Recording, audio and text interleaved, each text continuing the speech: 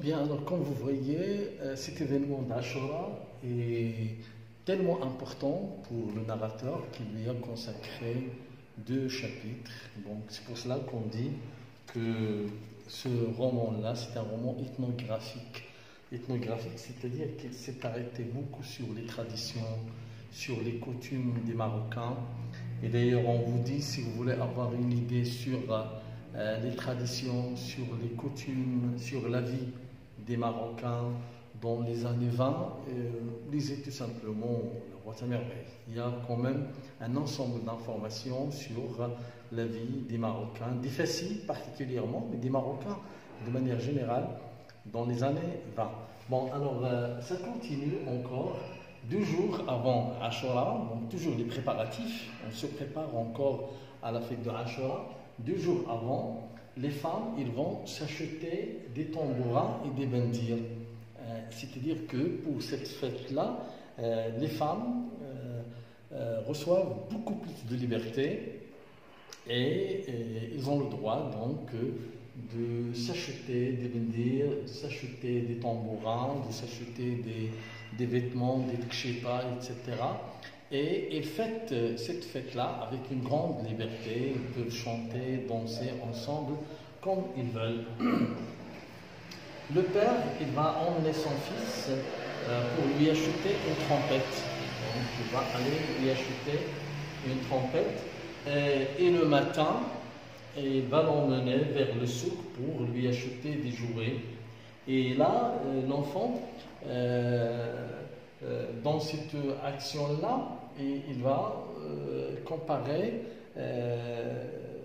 la manière dont son père lui achète ces jouets-là. Alors le père, il ne marchande pas. C'est un petit peu différent de la maman.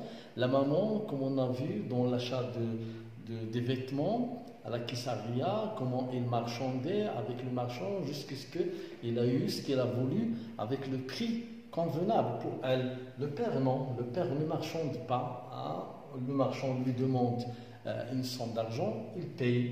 Et là, si vous voulez, c'est une comparaison que vous pouvez avoir comme question de compréhension dans un passage le jour de l'examen. Donc, alors, il l'emmène vers le souk, il lui achète des jouets. Puis, après, il va l'emmener chez le coiffeur. Alors, tout ça, ça rentre dans les préparatifs de l'Aïd, préparatifs de la fête. Hein. Il y a toujours l'achat des vêtements et puis le coiffeur. C'est-à-dire, on doit se couper les cheveux.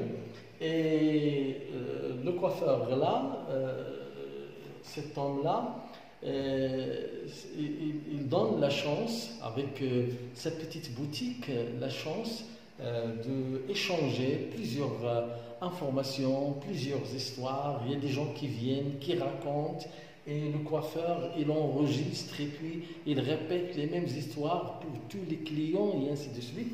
Et l'enfant, il écoute ces histoires qui sont racontées par le coiffeur et il les compare à ces histoires, à ces récits qui sont racontés par Arab. Là, l'épicier, il voit qu'il y a une grande différence. Il voit que les histoires qui sont racontées par le coiffeur, ce sont des histoires idiotes, ce sont des histoires qui n'ont pas de sens, des histoires qui ne l'ont pas plu. Par contre, les histoires de l'épicier, ce sont des histoires fantastiques, ce sont des histoires merveilleuses qui ont fasciné l'enfant et qui ont participé d'ailleurs à la fertilisation de son imagination. Voilà. Alors, à la maison, lorsqu'il revient à la maison, il sera réveillé à 3 heures du matin par sa mère. Hein? Donc, à 3 heures, parce que là, c'est le jour de Ashura. Donc, tous les enfants sont réveillés à cette heure-ci. Ils doivent donc prendre leur petit déjeuner et puis ils vont mettre leurs vêtements neufs. Hein. Et parce qu'ils doivent aller au site pour fêter Ashura avec le fki et les autres enfants. Hein. Donc, c'est ce qu'a fait l'enfant. Donc, il était réveillé par sa maman. Et puis, son père va l'accompagner au site, bien sûr avec des petits cadeaux au fki, hein, donc que tous les enfants doivent faire. C'est la fête là, on doit aussi rendre le fki heureux, on doit donc donner des cadeaux. L'après-midi, après le déjeuner, Salam, il va emmener son fils à Moulay Idriss, comme il y a l'habitude, hein, c'est-à-dire ce sont des habitudes qu'on fait. Il l'emmène à Moulay Idriss pour accomplir les prières. Voilà, et puis nous avons à la fin la visite de Lalla Aïcha qui va raconter à Lalla Zoubida que les affaires de Moulay Al-Arabi vont très bien et que ça y est, il a pu maintenant redresser son atelier et les choses vont bien pour lui. Voilà, donc c'est là où s'arrête la fête de Ashura. Donc il s'est étalé sur 2 chapitres. Elle a été annoncée dans le chapitre 5 par le Fki, et puis dans tous les chapitres, le chapitre 6, c'était des préparatifs, comme on a vu le nettoyage de la classe, préparatifs de la classe, etc., c'est-à-dire de Msil, l'achat des vêtements, ainsi de suite. Même chose ici dans le chapitre 7.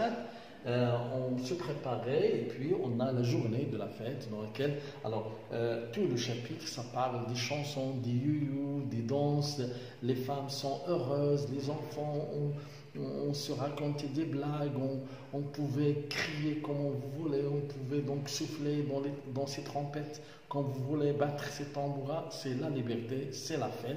Et donc c'était un jour grandiose pour tout le monde.